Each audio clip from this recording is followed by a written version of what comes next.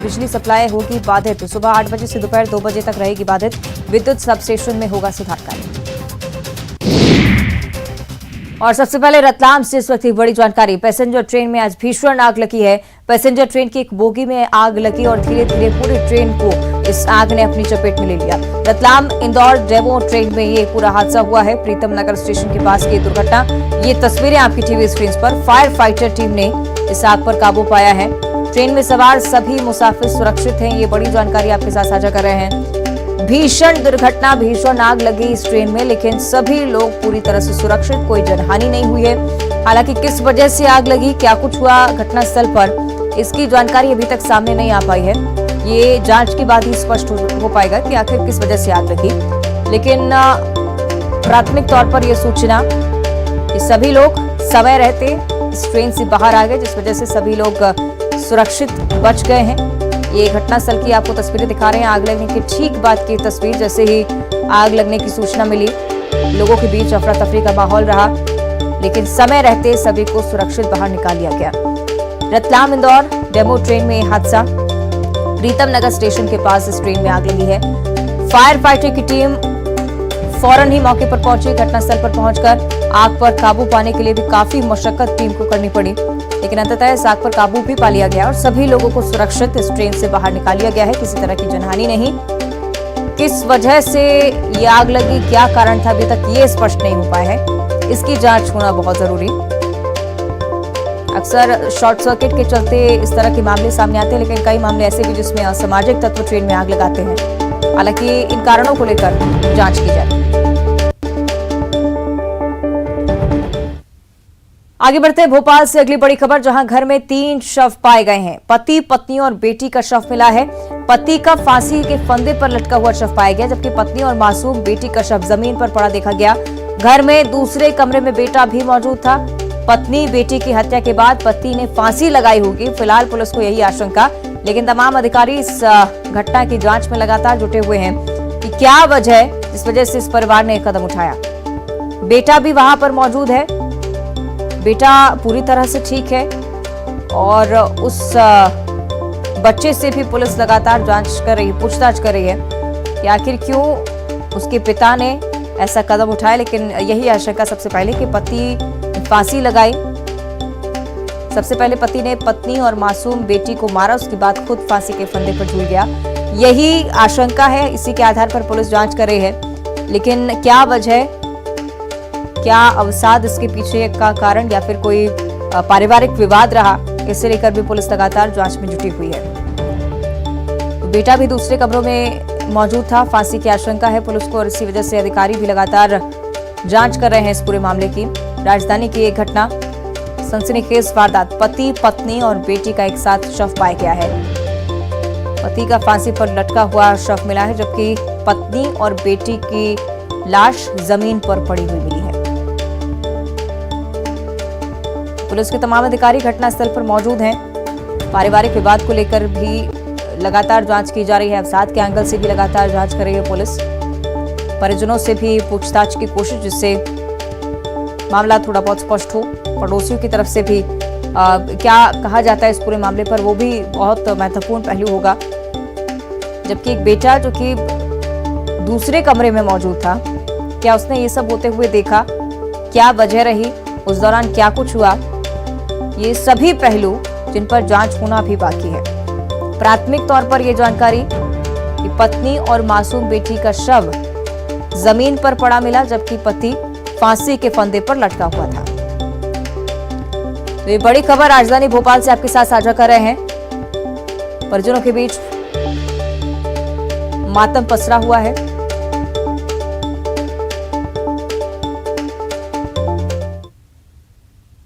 चलिए, ज्यादा चर्चा के लिए सहयोगी वासु चौरे हमारे साथ लाइव जुड़े, उनका हम रुख कर लेते हैं। वासु, अभी तक क्या जानकारी सामने आ पाई है? क्या आस पड़ोस में पुलिस ने बातचीत की है? क्या परिजनों से पता लगाने की कोशिश की, क्यों हुआ ये सब?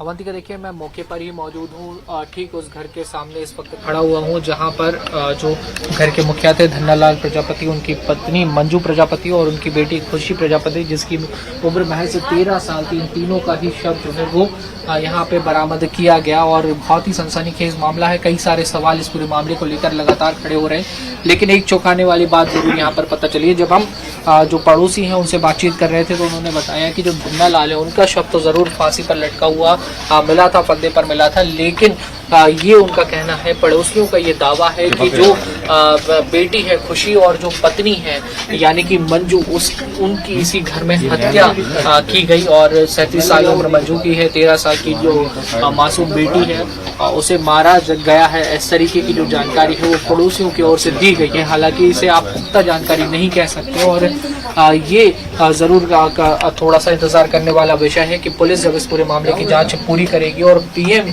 रिपोर्ट, जब विस्तृत पीएम रिपोर्ट आएगी तो उसमें क्या कुछ खुलासे हो सकते हैं। जो परिजन है इस वक्त वो हमारे साथ मौजूद है, उनसे जानते हैं क्या घटना के बारे में जानकारी है आपको, कैसे और कब ये जानकारी मिली थी? ये अपन को लड़की ने फोन लगाया था 9:30 बजे करीब मेरे को कि पापा जल्दी आ जाओ, तारा की तबीयत खराब। तो एकदम मैं भागता हुआ आया तो उधर देखा तो लड़के ने मोहल्ले वालों को बुलाया, मोहल्ले वाले अंदर गए। आप धन्नालाल जी के भाई हैं? जी, बड़े वालों जी। अच्छा ये बताइए, तो ये जो शव था उनका वो फांसी से फिर उतारा आपने, फांसी पे लटका हुआ था या फंदा डला था गले में? इसकी जानकारी नहीं है, मैं लेट आया था जब वो नीचे, जब मैं आया था जब वो नीचे। और जो बेटी है और जो मंजू जी हैं उनकी हत्या कैसे हुई, कुछ या आत्महत्या क्या है? वो उसकी जानकारी नहीं है सर, अब अंदर थे वो, हमें मालूम नहीं है कि मैं तो काम से आया था जब लड़की ने फोन लगाया। जब लड़की ने गेट खोला, जब मालूम तो मोहल्ले वालों को, तो मोहल्ले वालों ने फिर लड़की को बोला कि पापा को बुला लो, उधर में आया। तो पुलिस जांच कर रही है जी। और पोस्टमार्टम कराया क्या होगा, उसकी रिपोर्ट वगैरह कुछ दी नहीं आई, पोस्टमार्टम कल ही हुआ, मगर अभी उसकी रिपोर्ट की जानकारी नहीं। ठीक, तो देखिए ये भाई हैं धन्नालाल के, जिनका ये कहना है कि जो इनकी बेटी ने इस बात की जानकारी दी थी कि तीनों लोग जो हैं वो जमीन पर इस तरीके से मिले हैं। और ये वो घर है, आप देख सकते हैं कि ये बात भी निकल कर सामने आ रही है कि जो धन्नालाल थे वो पेशे से कारपेंटर थे और लंबे समय से उन्हें काम नहीं मिल रहा था, जिसके चलते आर्थिक तौर पर वो काफी परेशान थे। घर आप देख सकते हैं बहुत एक आम सा घर है और जाहिर तौर पर अंदाजा लगाया जा सकता है कि परिवार की जो आर्थिक स्थिति थी वो बहुत ज्यादा अच्छी नहीं थी। एक तस्वीर भी यहाँ पर मैं आपको जरूर दिखाना चाहूंगा। अजय, वो तस्वीर दिखाइए मंजू की और धन्नालाल की। देखिए ये वो तस्वीर है मंजू की और धन्नालाल की, जिसके आगे अभी आपको दिए जलते हुए दिखाई देंगे। और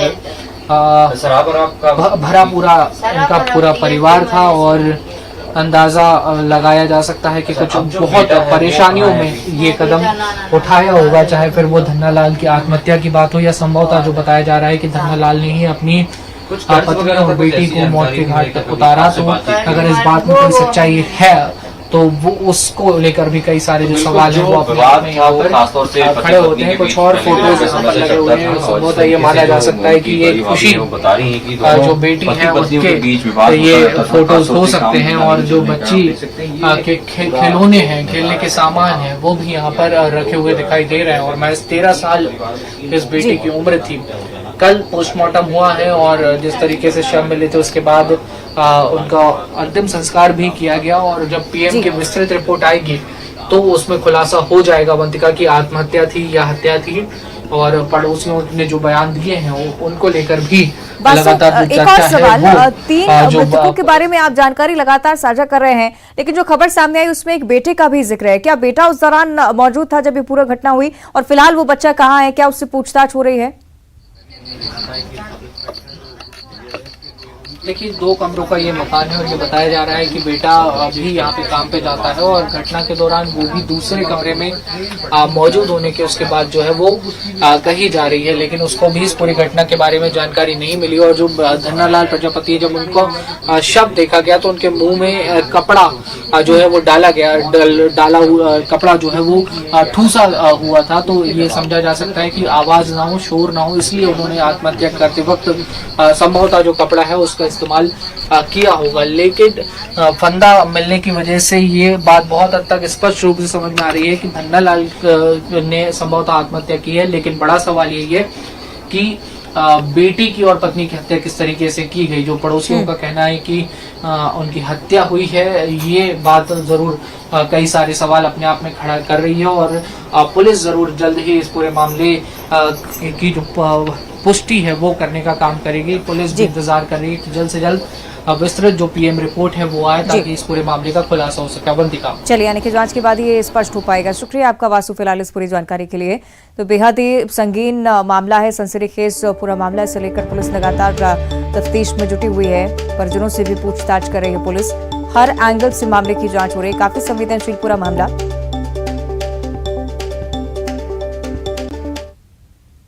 इधर उज्जैन से अगली बड़ी खबर, जहां शराब दुकान को लोगों ने बंद कराया है। महाकाल मंदिर जाने वाले रास्ते पर ये शराब दुकान खोली गई थी। स्थानीय लोगों ने दुकान का सामान भी नाली में फेंक दिया। मंदिर मार्ग पर दुकान खोले जाने को लेकर लोग लगातार विरोध कर रहे थे, लेकिन जब नहीं माना गया तो लोगों ने खुद इस दुकान में पहुंचकर तोड़फोड़ की। ये तस्वीरें आपको हम दिखा रहे हैं, मौके की ही तस्वीरें जब बड़ी संख्या में लोग यहाँ पर मौजूद थे। उज्जैन की ये तस्वीरें, महाकाल मार्ग में जितनी भी दुकानें हैं शराब की, उनको लेकर लगातार लोगों की तरफ से आक्रोश जाहिर किया जा रहा है। ये महाकाल जाने वाले मार्ग के बीचों बीच दुकान पड़ती थी, इस वजह से आक्रोश लोगों का लगातार बढ़ता जा रहा था। देखिए, लेकिन पुलिस के जवान भी मौके पर पहुंचे। पुलिस ने कोशिश की कि लोगों को शांत कराया जा सके, समझाइश उन्हें दी गई, लेकिन आक्रोश लोगों का इस कदर के इस दुकान में खुद लोगों ने तोड़फोड़ की। देखिए, लाठी डंडे लेकर लोग यहां पर पहुंचे, दुकान पर पत्थर फेंके हैं, सामान नाली में फेंक दिया है। ये देखिए तस्वीरें आपको हम दिखा रहे हैं। मंदिर मार्ग पर इस दुकान का निर्माण कराया गया था। जो भी बाहर से लोग बाग आते हैं महाकाल बाबा के दर्शन करने, उनको भी तो दिक्कत होगी। सब मेन रोड यही है, उज्जैन का मेन मार्ग यही है, मेन मार्ग यही है उज्जैन का। 4 बार हम इस चीज की कार्यवाही कर चुके हैं, 4 बार, एक बार सुनवाई नहीं हुई है। बस कहते हैं आश्वासन दे रहे हैं, लेकिन आज ये इसने पूजा करवा ली, हमको मजबूरन सारा सब उखाड़ के फेंकना पड़ा। सही की अजय हमारे साथ ज्यादा जानकारी के लिए जुड़ रहे हैं। अजय, स्थानीय लोग लगातार कह रहे हैं कि कार्रवाई की मांग हम कर रहे थे, लेकिन सुनवाई नहीं हो रही थी। क्या कुछ जानकारी इस पूरे मसले पर फिलहाल? ये देखिए, इंदौर उज्जैन मार्ग है और ये महामृत्युंजय द्वार है। यहीं से जो है सारे वीआईपी महाकालेश्वर मंदिर के लिए जाते हैं। जितने भी श्रद्धालु आते हैं तो यही रोड का उपयोग करते हैं। ये रहवासियों का यही कहना है कि इस रोड पे यदि शराब की दुकान खुलेगी तो उज्जैन शहर में जो श्रद्धालु आ रहे हैं तो एक संदेश भी गलत जाएगा। इसी को लेकर जो है लगातार रहवासियों द्वारा विरोध प्रदर्शन किया जा रहा है। 5 अप्रैल को भी क्षेत्रीय रहवासियों ने दुकान के खुलने का विरोध किया था। इसके बाद में जो है कई नेता भी वहां पहुंचे थे और जिन्होंने आश्वासन दिया था कि दुकान नहीं खुलेगी। जब दुकान का ओपनिंग हुआ और इसको खोलने का समय किया गया तो उसी दौरान रहवासी क्षेत्र के लोगों को पता चला कि दुकान का जो है शुरू होने जा रही है, तो इसको लेकर रहवासी के लोग इकट्ठे हुए और विरोध प्रदर्शन शुरू कर दिया। ठीक है, शुक्रिया आपका अजय इस पूरी जानकारी के लिए।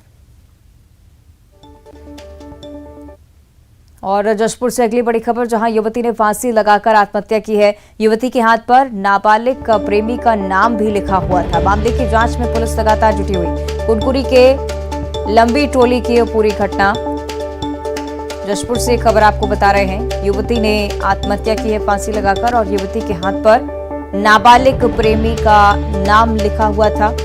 मामले की तफ्तीश पुलिस लगातार कर रही है। परिजनों से जांच पड़ताल की कोशिश और उनसे भी पूछताछ की जा रही है कि क्या कुछ पूरा मामला रहा।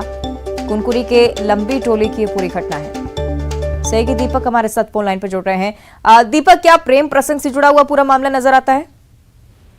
जी बिल्कुल, प्रथम दृष्टया पुलिस के मुताबिक यह मामला प्रेम प्रसंग से जुड़ा हुआ है। और पूरी घटना के बारे में अगर मैं आपको बताऊं तो ये कुनकुरी थाना क्षेत्र के लंबी टोली में ये जो युवती है वो किराए के मकान में रहती थी और किसी बात को लेकर जो है ये घर से नाराज होकर पिछले कुछ दिनों से आकर यहीं पर रह रही थी। और आज सुबह जब लंबे समय तक ये दरवाजा नहीं खोली तो ग्रामीणों ने दरवाजा तोड़ा और पुलिस को सूचना दी तो देखा गया कि वहां पर इस फांसी पर इसका शव लटका हुआ है और इसके बाएं हाथ में इसके नाबालिग प्रेमी का जो है नाम लिखा हुआ था। फिलहाल जो पुलिस है वो नाबालिग प्रेमी से पूछताछ कर रही है और पूछताछ के बाद ही खुलासा हो पाएगा कि आत्महत्या की वजह क्या रही।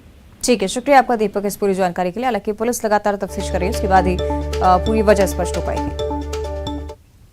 इधर रायपुर, दुर्ग, बिलासपुर, अंबिकापुर, कटनी, जबलपुर जाने वाली रेल यात्रियों की परेशानी एक बार फिर से बढ़ रही है। दक्षिण पूर्व मध्य रेलवे से बिलासपुर कटनी रेल मार्ग पर चलने वाली कई ट्रेनों का आज फिर से रद्द होना पाया जा रहा है। उसकी सूचना अब देखिए साझा की जा रही है। Raipur Durg Raipur MEMU passenger special, Indore Bilaspur Narmada express, Chirmiri Katni passenger special, इधर अंबिकापुर जबलपुर एक्सप्रेस को रद्द कर दिया गया है। कई ट्रेनें अपने गंतव्य से पहले ही खत्म हो जाएंगी। Dongargarh Raipur MEMU passenger special Durg तक ही जाएगी। साथ ही साथ Raipur Dongargarh MEMU passenger special train को लेकर ये जानकारी दुर्ग से डोंगरगढ़ के लिए जाएगी। Gondia Jharsuguda MEMU passenger special train Bilaspur से झारसुगुड़ा के लिए रवाना होगी। Antagarh Raipur DEMU passenger special Durg तक ही जाएगी। तो ये तमाम जानकारियां आपको अलग अलग ट्रेनों को लेकर जानकारी साझा कर रहे हैं। शुरुआत से ही छत्तीसगढ़ में रेल यात्री लगातार परेशान होते हुए एक बार फिर से 5 ट्रेनों को रद्द करने का ये फैसला सामने आया है।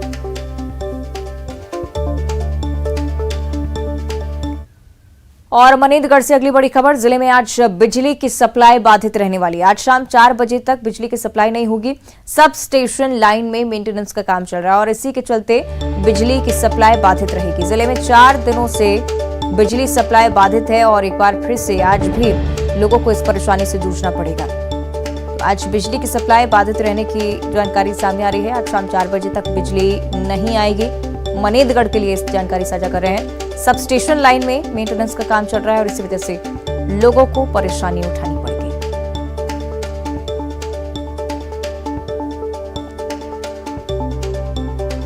मनेंद्रगढ़ को लेकर ये सूचना सामने आई है।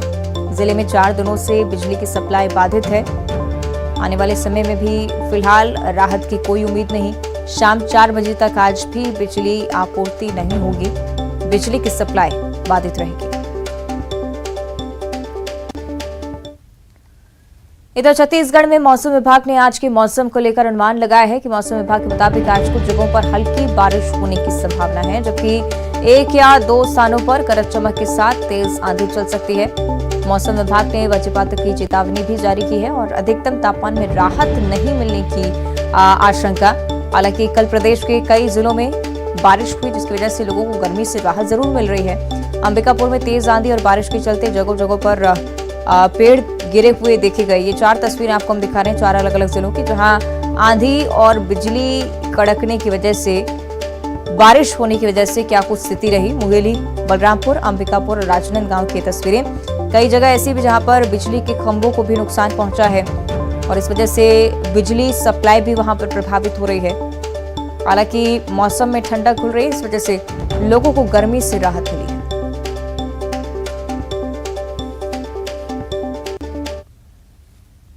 और बुलेटिन में इतना ही। देखते रहिए न्यूज़ सिटी।